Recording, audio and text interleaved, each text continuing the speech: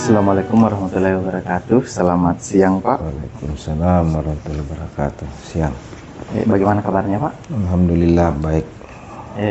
Jadi saya minta maaf sebelumnya, Pak, karena sudah mengganggu waktunya di siang hari ini. Yang ingin saya lakukan, Pak, yaitu terkait dengan tugas yang saya jalani sekarang, yaitu PGP dengan tugas pengambilan keputusan sebagai pemimpin pembelajaran. Jadi ada beberapa pertanyaan, Pak, yang akan saya ajukan nantinya terkait dengan pengalaman-pengalaman Bapak dalam mengatasi masalah sebagai pemimpin di sekolah ini, Pak. Yeah. Tapi sebelumnya, Pak, untuk sebagai konfirmasi, Bapak bertugas di sekolah mana? Oh iya, tugas selama ini mulai dari 2019 itu di SDN 009 Rate sampai hari ini sebagai kepala sekolah. Oh iya, jadi sebagai kepala sekolah sekalian sebagai kepala sekolah saya sendiri. Jadi dari tugas Bapak mungkin ada pengambilan keputusan yang berdampak, pengambilan keputusan yang urgensi, yang dianggap prioritas. Nah, itulah pengalaman-pengalaman itulah yang akan saya mau gali sehubungan dengan pertanyaan-pertanyaan yang saya ajukan, Pak. Jadi yang pertama pertanyaannya, Pak, bagaimana selama ini bagaimana Bapak mengidentifikasi kasus-kasus yang merupakan dilema etika atau bujukan moral? Jadi ada dua ini yang mau dijawab ini, Pak. Iya, dilema etika dan bujukan moral. Dilema etika dan bujukan moral. Ya, kalau kita berbicara dilema etika, artinya bahwa ada berbagai keputusan yang memerlukan pertimbangan berdasarkan ini kan dilema etika sesuatu yang harus sama-sama benar betul. Sama-sama benar, sama-sama memang bisa kita, kalau dia berupa kegiatan bisa kita jalankan. Jadi kalau saya kasih contoh sederhana, misalnya kegiatan dilema etika yang berhubungan dengan kegiatan, semisal rekan-rekan guru membuat rencana kerja atau rencana kegiatan yang seyogyanya sama-sama memang bisa kita laksanakan di kegiatan itu, tetapi dalam pelaksanaan waktu yang bersamaan di situ kita membutuhkan apakah keduanya kita harus ikuti atau harus kita jalankan, atau memilih salah satu dari dua pertimbangan tersebut.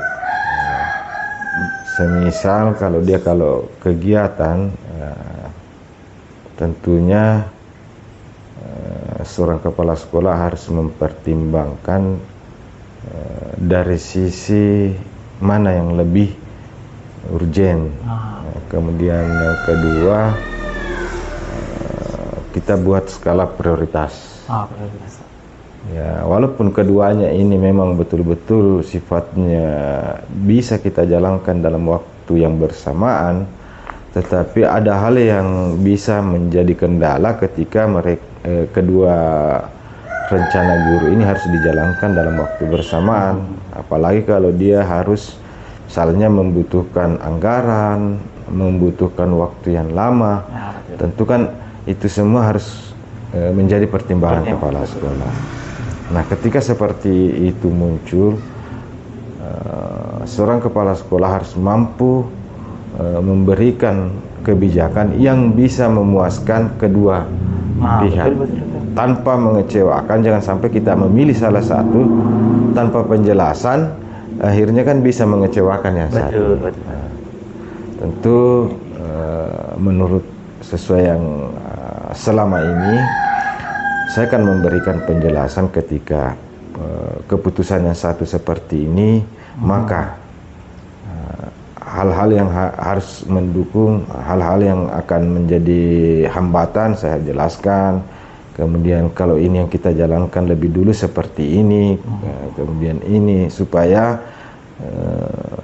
setelah keputusan kita ambil, kedua belah pihak akan merasa senang, tidak ada yang merasa kecewa. Justru dengan pada saat pengambilan keputusan itu diharapkan bahwa kedua belah pihak akan saling membahu untuk mewujudkan rencana mereka itu. Walaupun bukan rencananya yang di ini. Ya. Yang intinya Pak, urgen, prioritas. Betul, pertimbangan yang harus di. Sedangkan tadi Pak, bujukan moral Pak. Kalau benar lawan salah itu. Bujukan moral jelaslah antara pendapat yang benar dan pendapat yang salah begitu. Iya. Bahkan biasa Pak itu bujukan moral ya ada melawan hukum, kan benar lawan benar, benar lawan salah itu. Iya. Oke Pak. Terus pertanyaan kedua Pak, selama ini bagaimana Bapak menjalankan pengambilan keputusan di sekolah, terutama untuk kasus-kasus di mana ada dua kepentingan yang sama-sama benar atau sama-sama mengandung nilai kebajikan? Ya. Itulah yang memang, apalagi kalau sama-sama benar dan kebijakan ini memang sama-sama harus kita jalankan. Iya. Tentu kalau hal yang seperti ini, ya walaupun sebenarnya kepala sekolah dapat serta-merta di saat itu juga mengambil keputusan, tetapi selama ini saya tidak pernah, kalau saya masih bisa harus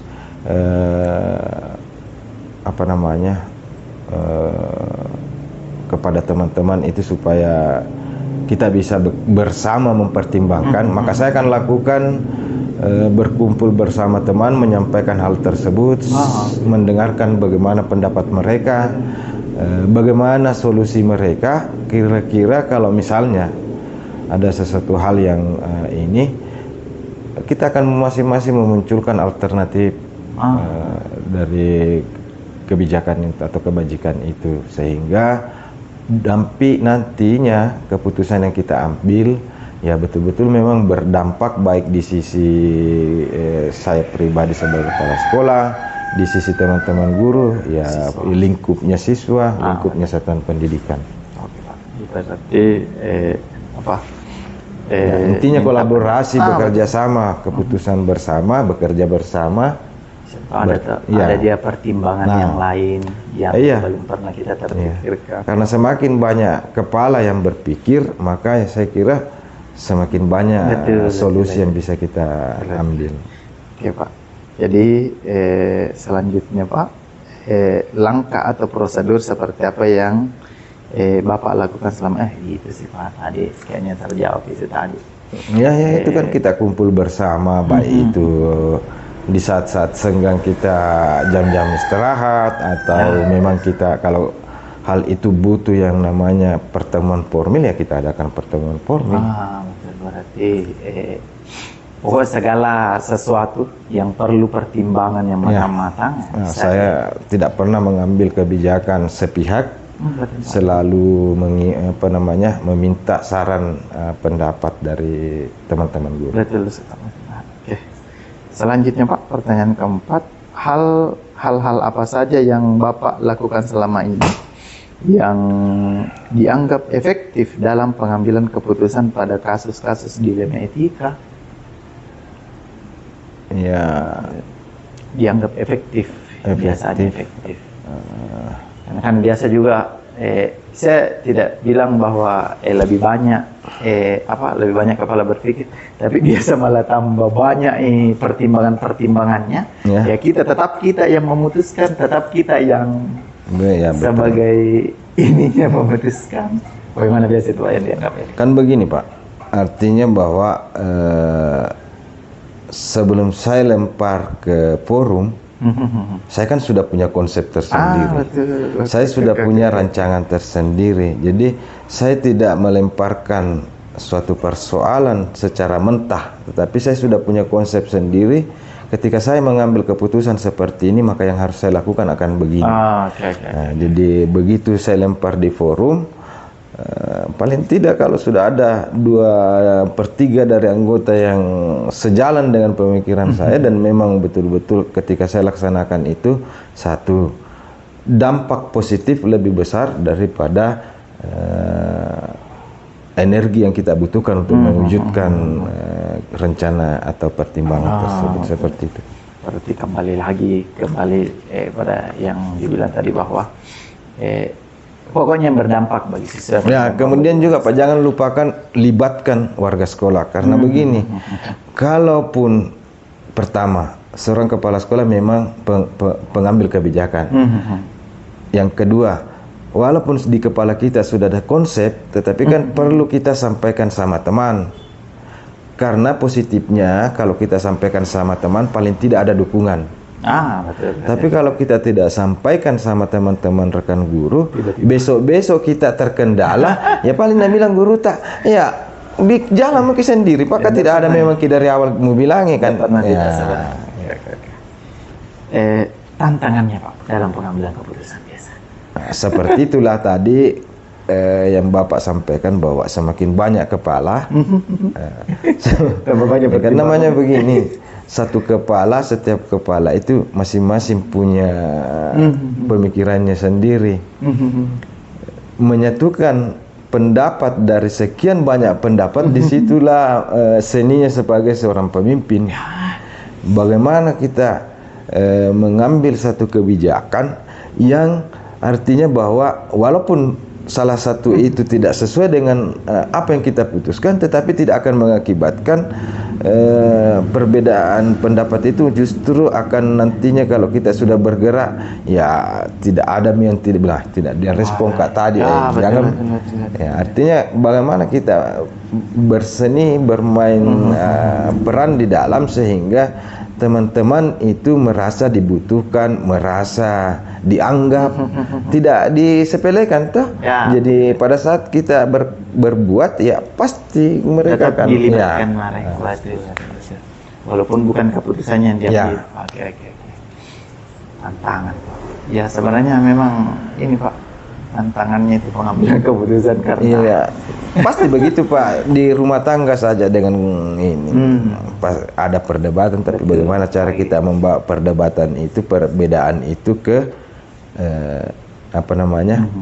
hal yang sama. Jangan karena perbedaan membuat kita ini.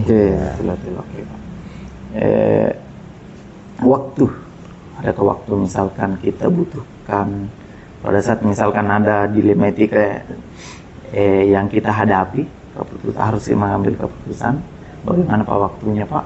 Apakah saat itu juga atau besoknya bagaimana waktunya yang kita butuhkan? Saya itu orangnya tipenya Pak, tidak suka menunda pekerjaan. Apa yang bisa saya lakukan hari ini, saya tidak berani untuk menunda hari esok. Kenapa? Karena siapa yang bisa jamin bahwa besok akan ada lagi masalah baru.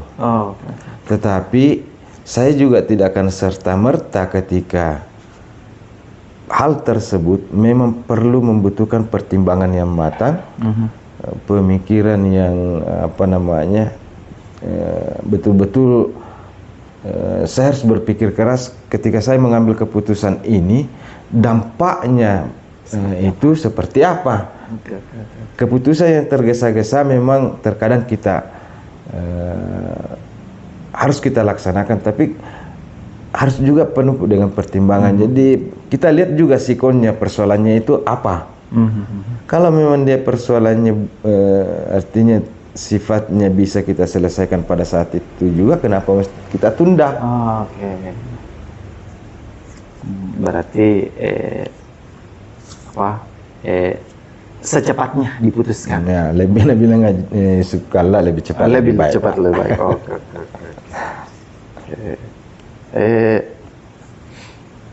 adakah seseorang atau faktor-faktor apa yang selama ini mempermudah atau membantu Bapak dalam pengambilan keputusan dalam kasus-kasus dilema etika?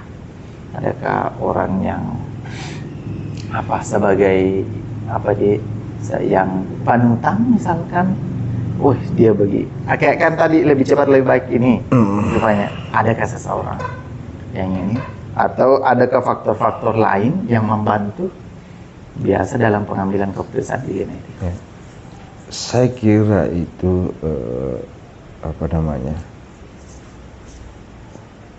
berbicara lagi tentang bagaimana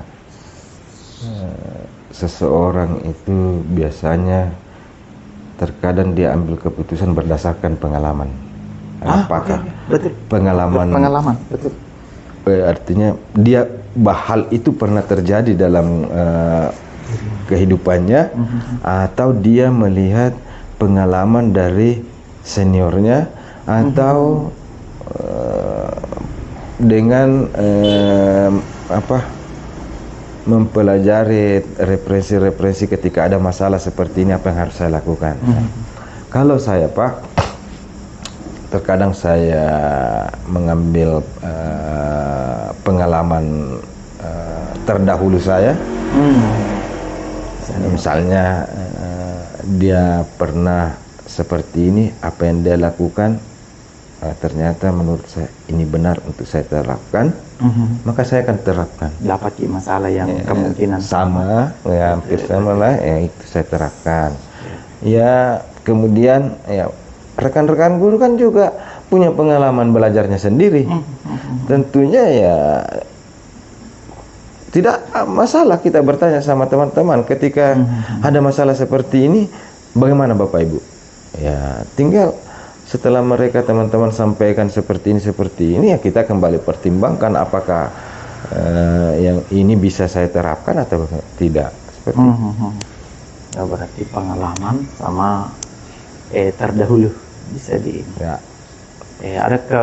pernahkah Pak, ini bukan di luar dari pertanyaan Pak, pernahkah kita memutuskan sesuatu bertanya ke teman kepala sekolah mungkin, atau bagaimana, langsung bertanya begitu Pak?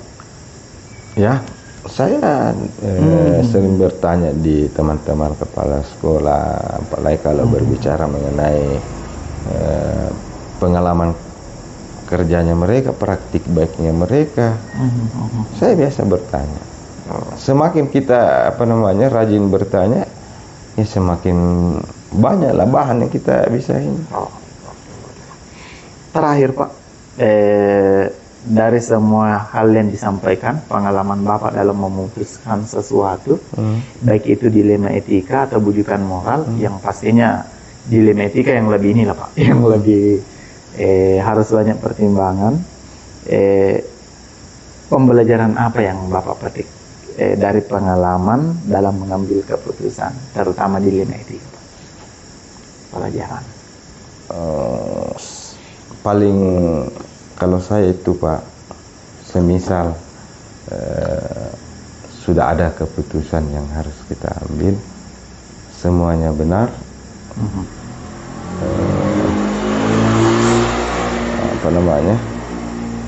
saya itu bisa menjadi orang yang pertama harus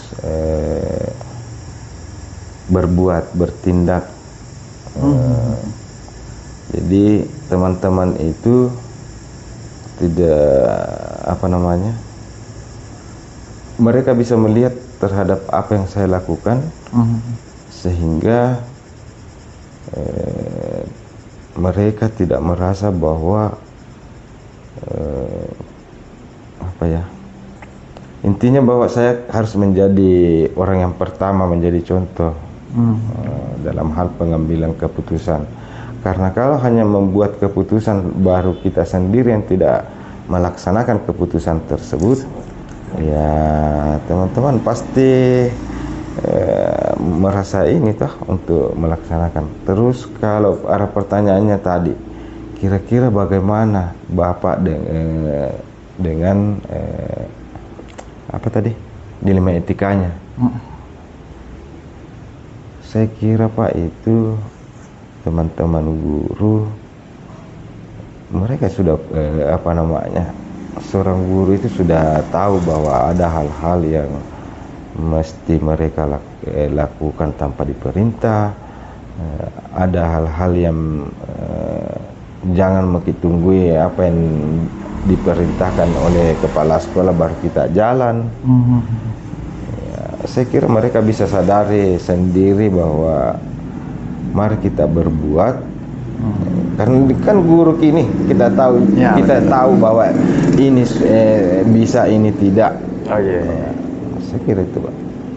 Atau bagaimana pertanyaannya?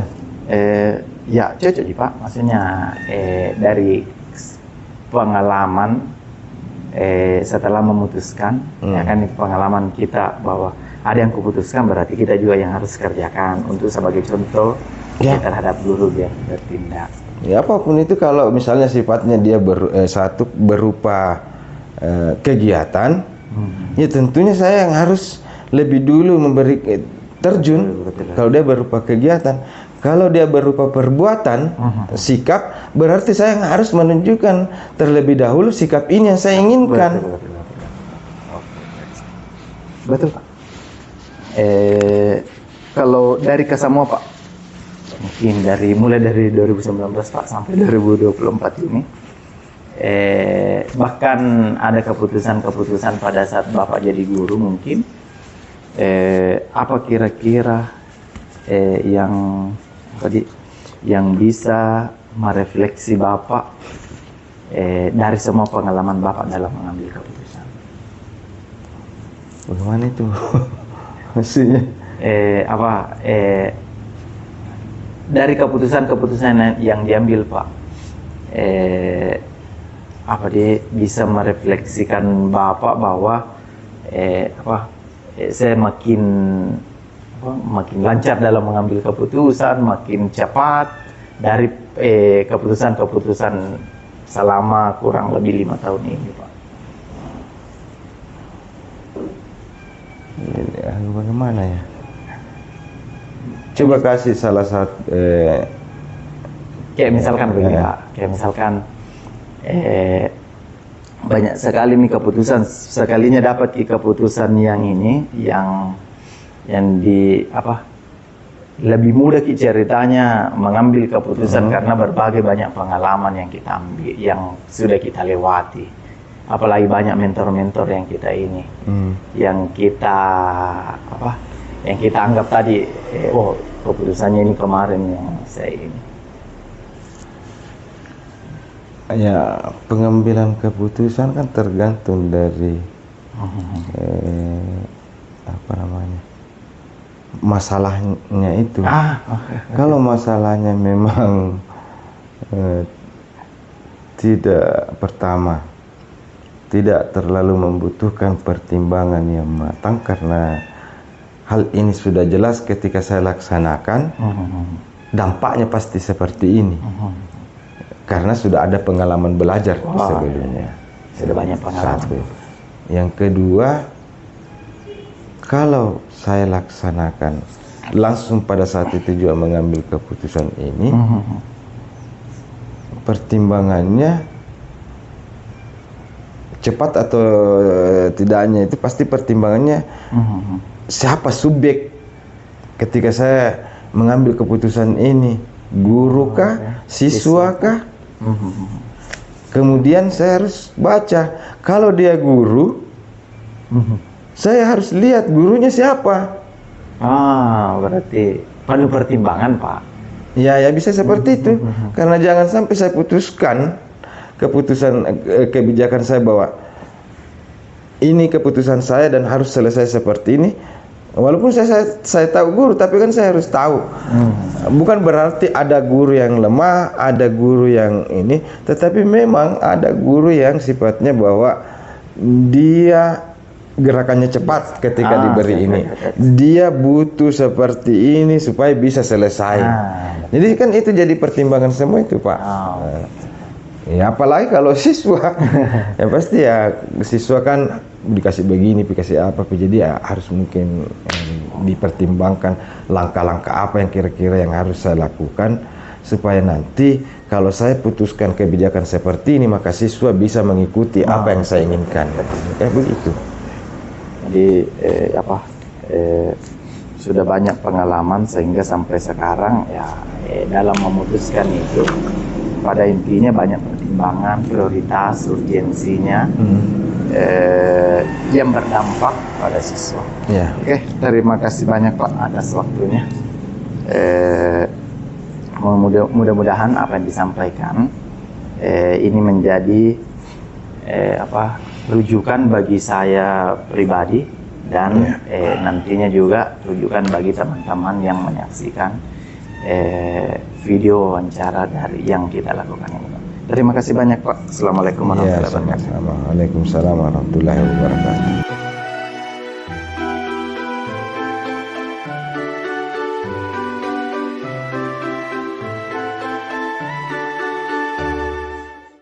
Assalamualaikum warahmatullahi wabarakatuh. Waalaikumsalam warahmatullahi wabarakatuh. Selamat sore Pak. Iya.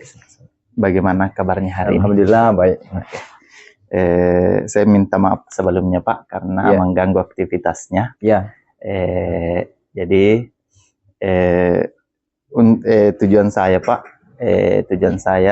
saya menghadap ke Bapak untuk melakukan sedikit wawancara terkait pengalaman Bapak dalam pengambilan keputusan. Dan ini berhubungan dengan tugas saya sebagai calon guru penggerak di modul 3.1 yaitu pengambilan keputusan sebagai pemimpin pembelajaran Pak dengan nilai-nilai kebajikan. Jadi sebelum itu untuk konfirmasinya Pak, Bapak bertugas di instansi mana Pak?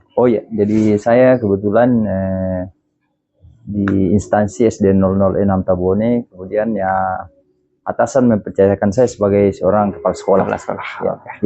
Sebagai guru Pak sudah berapa tahun? Saya sudah menjadi guru sejak 2002. 2002 2002. 22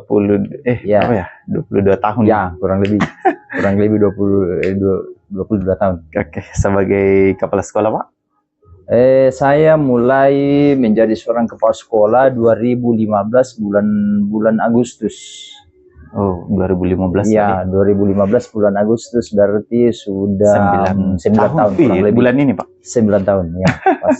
Jadi justru itu Pak, kenapa saya memilih Bapak sebagai salah satu responden saya, responden kepala sekolah, karena saya mengetahui bahwa pengalaman terhadap memimpin sebuah instansi atau kepala sekolah itu, saya menganggap bahwa sudah banyak pengalaman-pengalaman, apalagi keputusan, berarti keputusan-keputusan yang Bapak ambil juga sudah banyak pengalamannya Pak. Jadi untuk pertanyaan pertama Pak, yaitu selama ini Bapak mengidentifikasi sebuah kasus-kasus yang merupakan, apakah itu dilema etika atau bujukan moral Pak? Bagaimana cara mengidentifikasinya Pak? Jadi memang ya pengalaman saya semenjak menjadi seorang kepala sekolah memang banyak hal ya kita diperhadapkan pada pengambilan suatu keputusan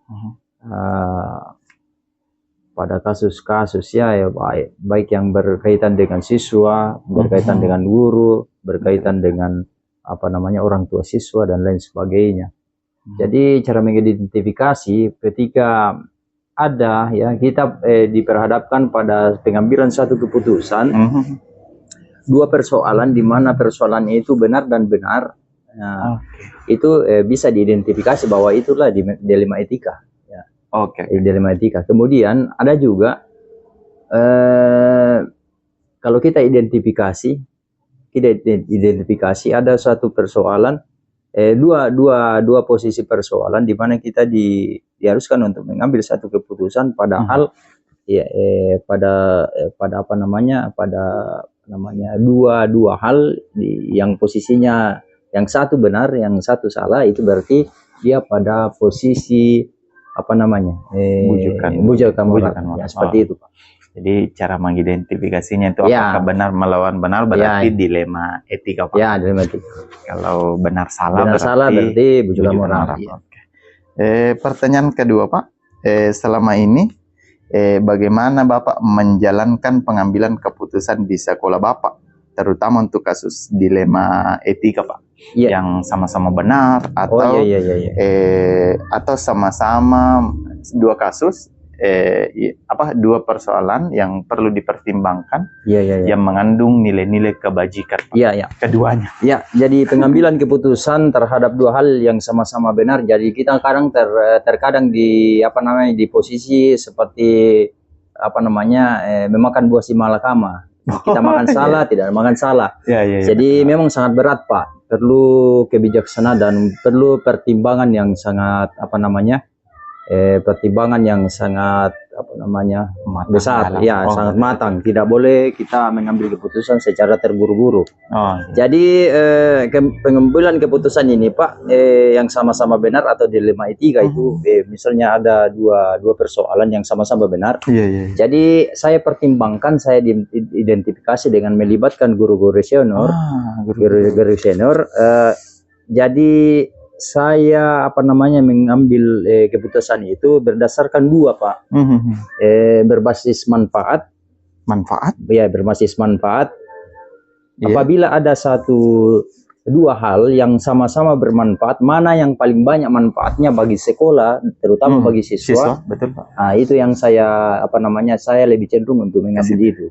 Kemudian dasar pengambilan keputusan saya juga terhadap dilema etika, yaitu pertimbangan peraturan. Kalau tidak peraturan. Kalau tidak bertentangan dengan peraturan, saya cenderung mengambil keputusan yang tidak bertentangan dengan peraturan. Jadi dua dasar saya, yaitu berbasis manfaat dan mudarat, apakah banyak manfaatnya atau kejelekannya, dan pertimbangan peraturan juga, apakah tidak bertentangan dengan peraturan, manfaat dan peraturan. Oke. Luar biasa Pak. Terus yang ketiga Pak, langkah-langkah atau prosedur seperti apa yang biasa Bapak lakukan ketika memutuskan sesuatu? Memutuskan sesuatu, dua hal yang sama-sama benar. Biasa yang pertama saya lakukan adalah mengenali nilai-nilai yang bertentangan pada dua aspek ini, dua keputusannya. Jadi kemudian dikenali kira-kira nilai-nilainya yang bertentangan atas dua hal ini. Kemudian siapa yang kedua, siapa yang terlibat dalam pelaku yang terlibat dalam kasus yang pertama dan kasus yang kedua, siapa yang terlibat. Kemudian mengumpulkan fakta-fakta yang relevan terhadap dua kasus ini.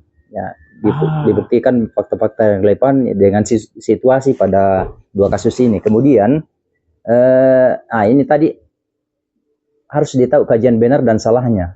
Mana banyak yang benar, banyak yang salah atas dua keputusan ini. Berbasis manfaat dan mudarat. Kembali lagi. Kemudian sesudah itu, setelah ditahu mana banyak manfaat dan mudaratnya, kemudian saya memutuskan mana yang saya pilih antara dua hal ini. Kemudian saya tetapkan keputusan itu. Kemudian langkah terakhir yang biasa saya lakukan adalah merefleksi apa yang saya putuskan itu. Tetap ada backupan kembali. Saya refleksi kembali bagaimana kira-kira pengaruhnya apa yang saya putuskan. Apakah banyak manfaatnya atau mudaratnya? Kenapa saya biasakan untuk merefleksi Pak? Karena bisa saja pada masa yang akan datang kita berada pada posisi yang sama. Jadi kalau kita sudah pernah menghadapi posisi persoalan itu, kita sudah bisa mengambil keputusan dengan cepat pada masa yang akan datang bahwa saya harus seperti ini. Karena ternyata keputusan yang saya ambil yang lalu itu benar. Jadi saya selalu membiasakan untuk merefleksi atau mengevaluasi. Intinya Pak, refleksi Pak. Betul. Saya refleksi setiap apa yang sudah saya putuskan. Walaupun misalkan sudah dipertimbangkan dengan baik, tapi tetap akhirnya refleksi Pak. Direfleksi karena walaupun banyak orang yang dipertimbangkan, karena saya melibatkan banyak orang dalam pengambilan keputusan.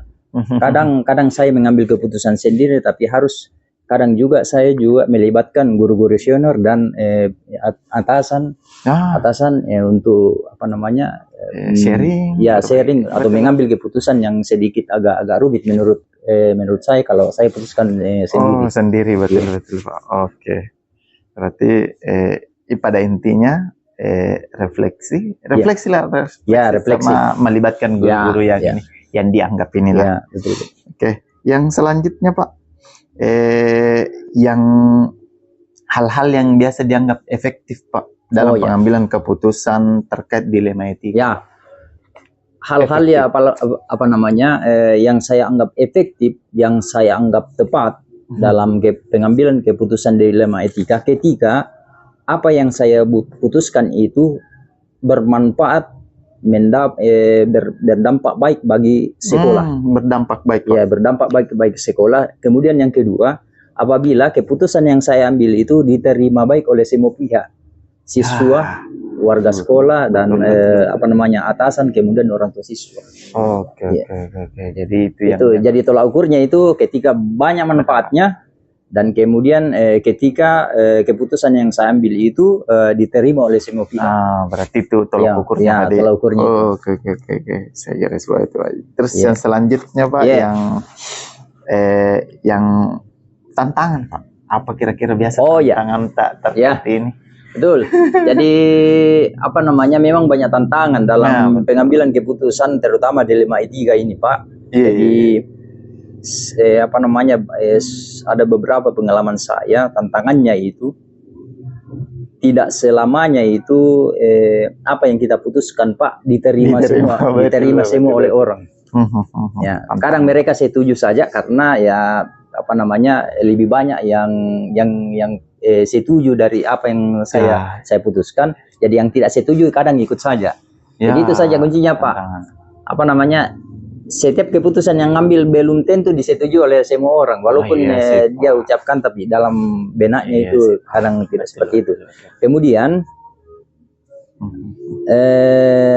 kadang kita sebagai pimpinan organisasi atau pimpinan unit kerja, apalagi sekolah, kadang itu mengambil keputusan Pak memang bertentangan dengan hati nurani karena merupakan apa namanya kebijakan birokrasi. Ya, artinya begini Pak. Kita mengambil keputusannya itu karena merupakan apa namanya perintah atasan, tuntutan birokrasi seperti itu. Tapi bagaimana dengan kembali tadi manfaat dengan manfaat seperti itu yang beratnya Pak. Jadi saya pikir saya hanya berpikir positif apabila saya ikut pada apa namanya tuntutan birokrasi. Saya pikir orang-orang yang pimpinan kita itu sudah pasti apa namanya sudah mengkaji bahwa berarti banyak manfaatnya. Jadi kita walaupun bertentangan dengan hati nurani saya, tapi saya tetap ikut karena keputusan dari atasan. Manfaat dengan ininya Pak. Kemudian yang menjadi tantangan juga apabila sudah diputuskan, ada suatu persoalan sudah diputuskan bahwa harus seperti ini, terulang kembali pada masa yang akan datang. Itu kadang apa namanya kadang kalau subjek atau orang-orang yang terlibat dalamnya kadang tidak bijaksana, akhirnya terulang kasus-kasus toh seperti itu. Ya, dengan adanya tadi tidak penerima, tidak adanya ada beberapa tidak diterima seperti itu kadang berulang. Selanjutnya Pak, apakah Bapak biasa menjadwalkan baru memutuskan misalkan dalam sebuah penyelesaian kasus dilema etika langsung menyelesaikan di tempat itu atau punya jadwal bahwa saya putuskan pada saat ini. Jadi pada saat memutuskan sesuatu Pak, apabila kategorinya memang ringan bisa diputuskan hari itu saya putuskan langsung. Tapi kadang tidak apa namanya bersifat apa namanya tidak menentu karena tergantung dari apa namanya kepelikan dari persoalan itu. Peliknya persoalan itu kadang kalau memang apa namanya sulit, saya harus koordinasi dengan beberapa pihak. untuk memutuskan. Saya tidak mau teledor untuk memutuskan sesuatu secara terburu-buru, jangan sampai salah. Nah, seperti itu. Jadi tidak ada jadwal khusus saya. Kadang ada kasus yang langsung saya selesaikan, saya putuskan pada waktu itu. Ya. Tapi kadang juga ada memakan waktu karena perlu koordinasi. Betul. Ya. Kembali lagi tadi di guru melibatkan yang dianggap ini dilibatkan dan pimpinan apa juga. Betul. Oke Pak. Selanjutnya Pak, itu sih adakah faktor atau seseorang sebagai panutan untuk mempermudah mengambil keputusan yang terkait dengan dilema etika? Ya, jadi seperti yang saya sebutkan tadi Pak, memang ada persoalan-persoalan yang memang langsung bisa diputuskan pada saat itu juga karena sedikit lebih lebih ringan. Tapi kadang kalau ada persoalan yang memang harus diputuskan dan bersifat agak sulit, memang saya kadang melibatkan beberapa pihak. Yang pertama guru senior. Guru senior. Ya, guru senior. Kenapa saya libatkan itu untuk pengambilan keputusan? Karena saya pikir dia adalah orang yang sudah bijaksana, bisa membantu saya dalam memberikan masukan dan lain sebagainya sebelum kita memutuskan sesuatu. Kemudian yang ada kaitannya persoalan-persoalan yang ada kaitannya dengan melibatkan orang tua, itu saya melibatkan komite. Komite sekolah berperan. Sudah berapa kasus Pak, berapa hal saya putuskan melibatkan komite. Kemudian pengawas, kemudian waktu itu UPTD dan sekarang Korwil. Kemudian kadang juga pernah kasus saya melibatkan juga pemerintah. Dan secara pribadi bagi saya Pak, yang orang-orang khusus yang sangat mempermudah itu adalah keluarga. Artinya begini Pak, bukan keluarga atau istri, bukan sebagai orang yang mempengaruhi saya, mesti kau begini, enggak. Cuman dia kasih support. Ketika saya diperhadapkan pada dua persoalan yang sulit, yang pelik, jadi keberadaan keluarga itu sudah sangat-sangat luar biasa karena dia biasa mendukung bahwa apapun yang kamu putuskan itulah yang terbaik. Tapi dia tidak mempengaruhi mempengaruhi keputusan tersebut. Dia tidak mengatakan bahwa kamu mesti seperti ini. Dia hanya memberikan support. Jadi keberadaan keluarga bagi saya Pak itu sudah sangat-sangat luar biasa. Banyak sekali Pak yang kita libatkan Pak, termasuk komite orang tua. Dan memang Pak, karena sudah berapa kasus yang terjadi, saya libatkan itu Pak. Mantap Pak. Terakhir Pak, dari semua hal yang disampaikan, pembelajaran apa yang dapat dipetik dari pengalaman yang tadi kita ceritakan terkait dengan keputusan dilema etika? Jadi pelajaran berharga yang saya dapat ambil, yang saya dapat pelajari, hikmah yang saya dapat ambil dari keputusan dilema etika yang saya sudah beberapa kali lakukan di sekolah adalah bahwa pengambilan keputusan yang bijaksana itu pasti berdampak baik, pasti. Apakah itu berdampak baik bagi siswa, guru dan sekolah secara umum, dan bisa saja berdampak baik bagi masyarakat. Kemudian itu saya pelajaran kedua Pak, tidak semua keputusan yang kita ambil itu disetujui oleh semua pihak.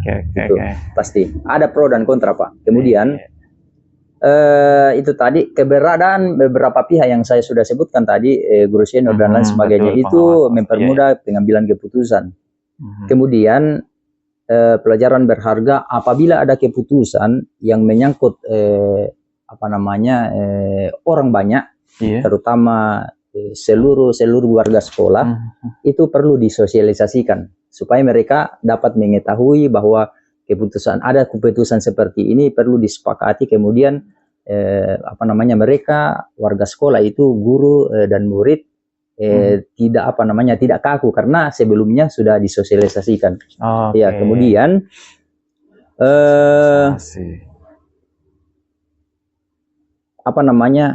apabila kita diperhadapkan pada dua persoalan yang sulit Pak, itu cepat selesai atau lambat selesai tergantung dari kebijaksanaannya orang-orang yang terlibat di dalam situ Pak. Artinya seperti ini, misalnya ada pertentangan antara guru dengan orang tua siswa. Apabila pihak guru dan orang tua siswa ini apa namanya bijaksana, bagus komunikasinya, pasti cepat selesai. Tapi kalau tidak bijaksana dalam hal mereka apa namanya subjektif, tidak objektif dalam apa namanya menyelesaikan persoalan, dia mengarah terus ke apa namanya dirinya. Oke. Persoalan itu pasti lambat selesai, tidak mudah cepat, tidak mudah diatasi. Betul. Karena rawan terjadi Pak. Namanya pertentangan Pak. Pertentangan terjadi. Kalau apa namanya egonya masing-masing ini tinggi. Tapi kalau bijaksana cepat selesai Pak. Oh, begitu Pak. Seperti itu, jadi pelajaran-pelajaran yang saya ambil dari beberapa keputusan atau hal-hal yang saya sudah lakukan di sekolah selama ini. Jadi ada 3 Pak kalau saya catat terkait pelajaran-pelajaran. Ya tidak mungkin Pak juga, tidak mungkin kita sampai sekarang kalau misalkan keputusan-keputusan yang diambil itu tidak bijaksana, tidak mempunyai manfaat, tidak mempunyai bertentangan dengan peraturan. Makanya keputusan yang diambil ini ya tergambar dari diri sekarang Pak. Cukup sekian Pak. Terima kasih banyak Pak atas kesempatannya Pak. Mudah-mudahan obrolan kita pada sore hari ini dapat memberi manfaat bagi saya. Pengalaman saya, sebuah ini Pak, sebuah kata-kata mengatakan bahwa pengalaman berharga itu adalah pengalaman orang lain. Ya, jadi dengan adanya saya di sini, saya patut bersyukur Pak karena Bapak bisa membagi waktu untuk saya, membagi pengalaman bagi saya Pak. Terus yang kedua Pak, obrolan kita pada sore hari ini juga untuk menyelesaikan tugas saya sebagai calon guru penggerak di modul 3.1 Pak. Terima kasih banyak. Sama-sama. Assalamualaikum warahmatullahi wabarakatuh. Waalaikumsalam warahmatullahi wabarakatuh.